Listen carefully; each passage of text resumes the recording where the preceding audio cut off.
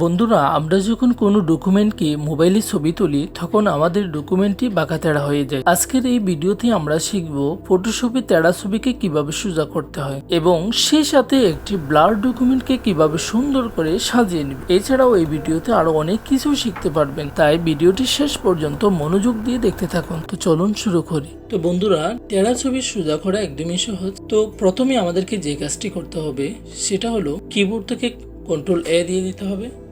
Keyboard থেকে Ctrl+A দেওয়ার সাথে সাথে আমাদের ডকুমেন্টের চতুর্পাশে একটি ব্লক চলে আসবে। তো এরপরে আমাদেরকে যে কাজটি করতে হবে সেটা হলো কিবোর্ড থেকে Ctrl+T দিয়ে দিতে হবে। কিবোর্ড থেকে Ctrl+T দেওয়ার পর আমাদের চতুর্পাশে একটি এরকম ব্লক চলে আসবে। তারপর আমরা মাউসের রাইট বাটন ক্লিক করব। মাউসের রাইট বাটন ক্লিক করার পর আমরা এখানে যে ডিস্টর্ট যে লেখাটি দেখা যাচ্ছে আমরা এখানে ক্লিক করে দেবো। ডিস্টর্টে ক্লিক করে দেওয়ার পর আমরা মাউস পয়েন্টারটি এই যে কর্নারের 4টি কর্নার দেখা যাচ্ছে, এখানে কর্নার আমরা মাউস বাটন চেপে দেব। মাউস পয়েন্টারটি কর্নার নিয়ে গিয়ে আমরা মাউস বাটন চেপে ধরে এভাবে সোজা করব।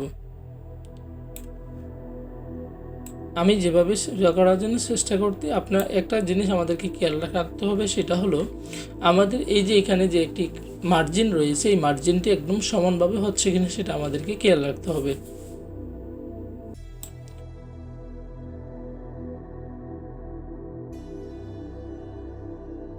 তো আমি সেটা সোজা করার জন্য চেষ্টা করতেছি।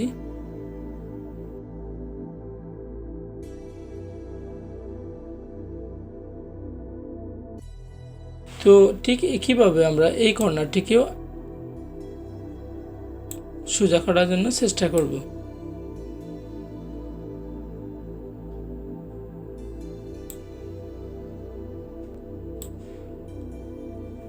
তো বন্ধুরা, আমাদের ডকুমেন্টের চতুর্পাশের মার্জিনটি যদি সোজা হয়ে যায় তারপর আমরা এখানে যে একটি রাইট চিহ্ন দেখতে পাচ্ছেন এই রাইট চিহ্নের মধ্যে ক্লিক করে দেব অথবা কিবোর্ড থেকে এন্টার দিয়ে দেব। তো বন্ধুরা, আপনারা দেখতেই পাচ্ছেন আমাদের ডকুমেন্টটি প্রথমে কীরকম ছিল আর এখন কীরকম হয়ে গেছে।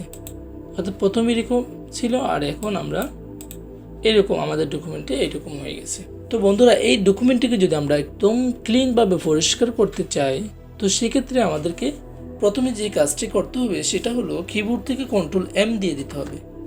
কিবোর্ড থেকে Ctrl+M দেওয়ার পর আমরা এখানে যে একটি এয়ার রয়েছে সেটাকে আমরা একটু বাড়িয়ে দেব। ওকে, বাড়িয়ে দেওয়ার পর আমরা ওকেতে ক্লিক করে দেবো। তো বন্ধুরা, এরপর যে কাজটি করতে হবে সেটা হলো আমরা ইমেজে ক্লিক করতে হবে। আমাদেরকে ইমেজে ক্লিক করার পর অ্যাডজাস্টমেন্টে ক্লিক করব।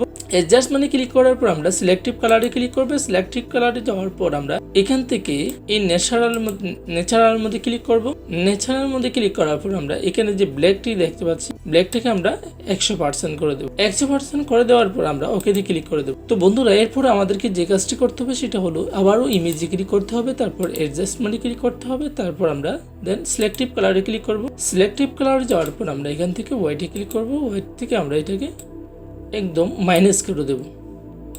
ইয়েলোকেও মাইনাস করে দেবো, মেজেন্টাকেও মাইনাস করে দেবো, তারপর শ্যান কালারটাকেও আমরা মাইনাস করে দেবো। তারপর আমরা ওকেতে ক্লিক করে দেবো। এভাবে আমাদেরকে আবারও অ্যাডজাস্টমেন্টে যেতে হবে, তারপর সিলেক্টিভ কালারে যেতে হবে। সিলেক্টিভ কালারে যাওয়ার পর আমরা এখান থেকে আবার হোয়াইটে ক্লিক করব, তারপর এখান থেকে আবারও আমরা সবগুলোকে মাইনাস করে দেব।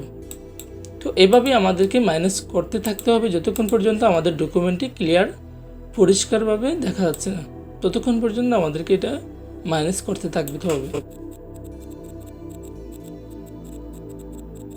দেন আমরা ওকেতে ক্লিক করে দিলাম। তো বন্ধুরা, আমাদের ডকুমেন্টটি প্রথমে কীরকম ছিল আর এখন কীরকম দেখেন, একদম ক্লিয়ারভাবে আমাদের ছবিটি দেখা যাচ্ছে। তো এখানে যে আপনারা একটি ডকুমেন্টের যে কর্নারের মধ্যে একটি কালো দেখা যাচ্ছে এই অংশটাকে যদি আমরা একটু ফর্সা করতে চাই, সাদা করতে চাই, সেক্ষেত্রে আমরা এটাকে সাদা কীভাবে করব সেটা করার জন্য আমরা ব্রাউন টুলের মধ্যে ক্লিক করব। ব্রাউন টুলে যখন আপনি মাউস বাটন চেপে ধরে চাপ দিবেন তখন এখানে একটি ডগ টুল দেখতে পাচ্ছেন, যেটা পাস্টে দেখা। ডগ টুলের মধ্যে ক্লিক করার পর আমরা এখান থেকে মাউস বাটন চেপে ধরে এভাবে একটু চাপ দিয়ে দেব, ড্রাগ করে নেব এটাকে। দেখবেন আপনার ওই কালো যে একটি ছায়া ছিল ওটা মুছে গেছে। ওকে, তো বন্ধুরা, আমরা এভাবে যে কোনো একটি ডকুমেন্টকে খুব সহজে অল্প সময়ের মধ্যে বাঁকা থেকে সোজা করে নিতে পারবো। এরকম যে কোনো একটি ডকুমেন্টকে আপনি মোবাইলে তোলা যে জাপসা ছবিকে আপনি খুব সুন্দরভাবে করে সাজিয়ে নিতে পারবেন। তো বন্ধুরা, আপনার এই ভিডিওটি যদি আপনার একটু উপকার এসে থাকে ভিডিওটির মধ্যে যদি আপনি কোনো কিছু যদি আপনি শিখতে পেরেছেন বলে মনে করেন, তাহলে ভিডিওটির মধ্যে একটি লাইক দিয়ে দিবেন। আর কোনো কিছু বলার থাকলে কমেন্ট বক্সে অবশ্যই জানাবেন, আমি আপনার কমেন্ট বক্সে উত্তর দেওয়ার জন্য চেষ্টা করবো ইনশাআল্লাহ। আর আপনি যদি আমার চ্যানেলের নতুন দর্শক হয়ে থাকেন, প্লিজ চ্যানেলটি সাবস্ক্রাইব করে রাখুন, পাশে থাকা বেল বাটনটি ক্লিক করে রাখুন, যাতে করে সামনের ভিডিওগুলোর নোটিফিকেশন আপনি সবার আগেই পেয়ে যাবেন। তো আজকে এই পর্যন্ত, দেখা হবে অন্য আরেকটি ভিডিওতে। সেই পর্যন্ত ভালো থাকবেন, সুস্থ থাকবেন। আল্লাহ হাফেজ। আসসালামু আলাইকুম ওয়া রাহমাতুল্লাহি ওয়া বারাকাতুহু।